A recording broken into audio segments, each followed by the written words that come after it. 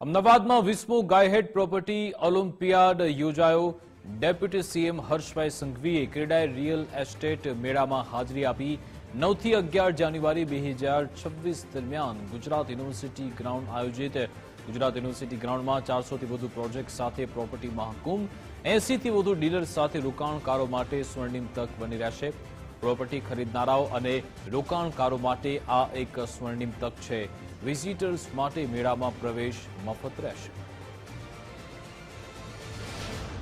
કહી શકાય કે જીવન ગુજારવા માટે જે 3 વસ્તુ જોડે જ આખું જીવન જોડાયેલું છે. ઇઝી ટુ મૂવની જે વાત કરી તમે, મોબિલિટી એ કોઈ બી શહેર માટે, અર્બન ડેવલપમેન્ટ માટે કે કોઈ બી રાજ્ય કે દેશ માટે સૌથી મહત્વનો વિષય છે.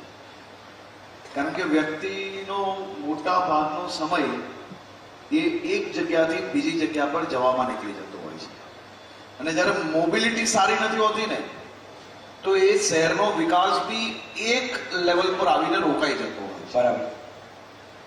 હું અમદાવાદની વાત કરું તો અમદાવાદનો દસકો તો મોબિલિટીની વાત કરીએ તો ઘણો પહેલાથી ચાલુ થઈ ગયો છે. ચાહે બીઆરટીએસ હોય કે પછી તમે મેટ્રોની વાત હોય. હવે તો મેટ્રોનો 11th ના મેટ્રો નવું થાય છે ફેઝ. નવો ફેઝ બી ચાલુ થઈ રહ્યો છે. અને હજી નેક્સ્ટ આપણી બુલેટ ટ્રેન જે ચાલુ